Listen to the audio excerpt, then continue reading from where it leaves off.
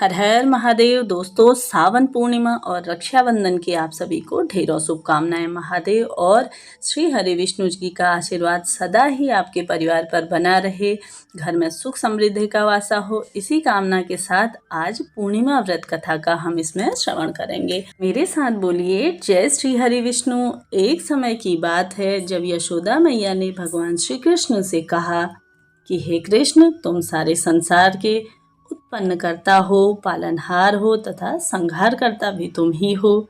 आज तुम मुझे कोई ऐसा व्रत बताओ जिससे करने से मृत्युलोक में स्त्रियों को विधवा होने का कभी भय न रहे तथा यह व्रत सभी मनुष्यों की मनोकामना पूर्ण करने वाला व्रत हो।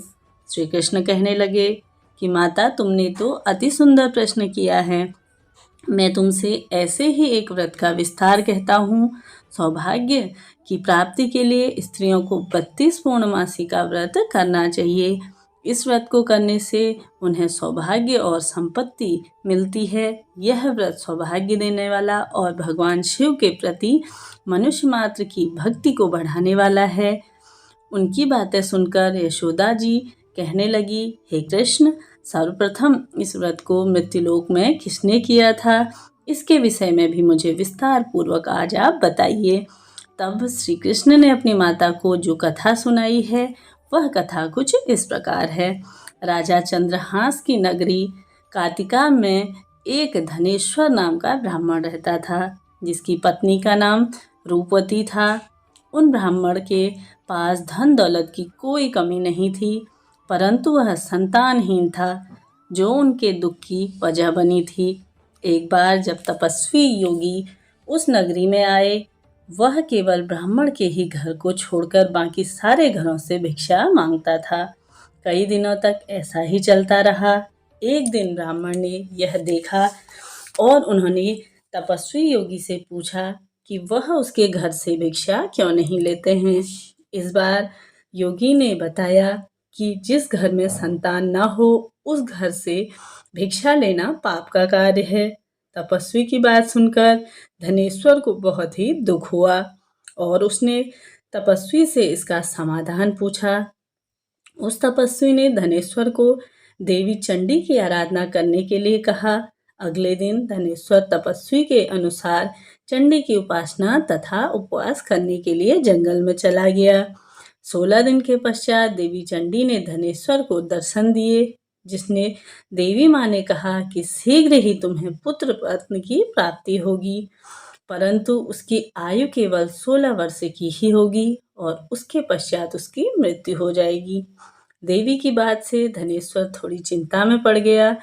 तब देवी बोली कि यदि ब्राह्मण दंपत्ति 32 पूर्णमासियों का व्रत विधि विधान से करें तो उनके पुत्र की दीर्घायु अवश्य हो सकती है। इसके बाद यदि वह लगातार 32 पूर्णमासी तक आटे के दीप बनाकर शिव जी का पूजन करे तभी यह विधि पूर्ण होती है। इसके अलावा देवी माँ ने कहा कि तुम प्रातःकाल उठो और इस स्थान पर आम का वृक्ष दिखाई देगा, उस पर चढ़कर शीघ्र ही तुम एक फल तोड़ लाना, अपने घर ले जाओ और अपनी पत्नी से ये पूरा वृतांत अवश्य बताओ। ब्राह्मण ने ऐसा ही किया और अपनी पत्नी को वो आम का फल खाने को दे दिया। इसके बाद ब्राह्मणी गर्भवती हो गई। कुछ समय बाद देवी माँ की कृपा से उनके घर पर एक पुत्र का जन्म हो गया, जिसका नाम उन्होंने देवीदास रखा। चंडी माता की आज्ञा अनुसार उस ब्राह्मण दंपत्ति ने 32 पूर्णमासियों का व्रत रखना प्रारंभ कर दिया।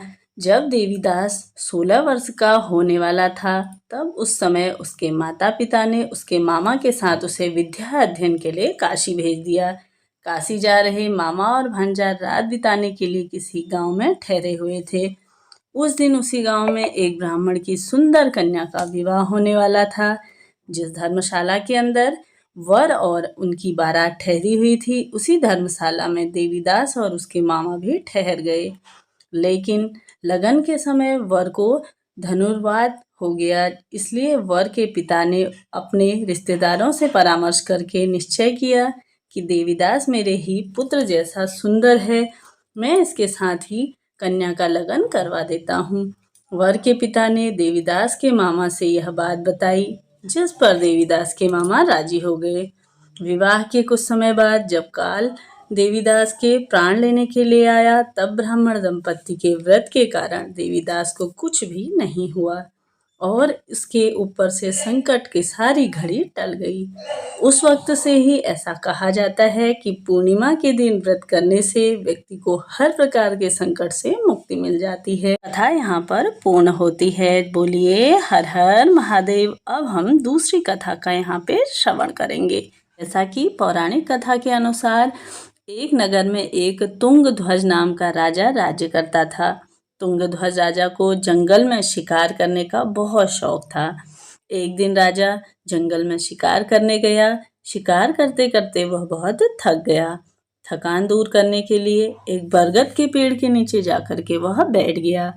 वहां उसने देखा कि काफी सारे लोग इकट्ठा होकर सत्यनारायण भगवान की पूजा कर रहे थे। राजा को स्वयं पर इतना अभिमान था कि न उसने भगवान को प्रणाम किया और न वह कथा में गया और ही न उसने प्रसाद लिया। प्रसाद देने पर भी न खाकर अपने नगर को लौटकर आ गया। नगर में आकर राजा ने देखा कि दूसरे राज्य के राजा ने उसके राज्य पर हमला कर दिया है। राजा ने अपने राज्य का ऐसा हाल देखकर तुरंत समझ गया कि सत्यनारायण भगवान और उनके प्रसाद का जो मैंने निरादर किया है, उसी के कारण यह हो रहा है। अपनी भूल का आभास होते ही राजा दौड़कर वापस उसी जंगल में बरगद के पेड़ के नीचे आया, जहाँ पर लोग भगवान श्री सत्यनारायण भगवान की कथा कर रहे थे। वहाँ पहुंचकर राजा ने प्रसाद मांगा और अपनी भूल के लिए क्षमा भी मांगी। तत्पश्चात पश्चाताप करने पर राजा ने भगवान सत्यनारायण से माफ़ी मांगी, जिसके कारण भगवान ने आशीर्वाद से उसके राज्य में सब कुछ पहले जैसा ही हो गया। तो भगवान सत्यनारायण की कृपा से राजा ने लंबे समय तक राज्य संभाला और स्वर्ग लोक को मगन कर गया। मान्यता है कि सावन पूर्णिमा की कथा को पढ़ने सुनने मात्र से भी सभी मनोकामनाएं पूर्ण हो जाती हैं। कहा जाता है कि यह कथा वाजपेयी यज्ञ का फल भी देने वाली होती है। आप भी इस व्रत को करिए और इस कथा को सुनिए और अपनी पूजा पाठ को सफल बनाइए। मेरे चैनल पे नए आए हैं तो चैनल को सब्सक्राइब कर दीजिए, साथ ही बेल आइकन को प्रेस करना ना भूलिए। मिलते हैं नेक्स्ट वीडियो में, तब तक के लिए राधे राधे।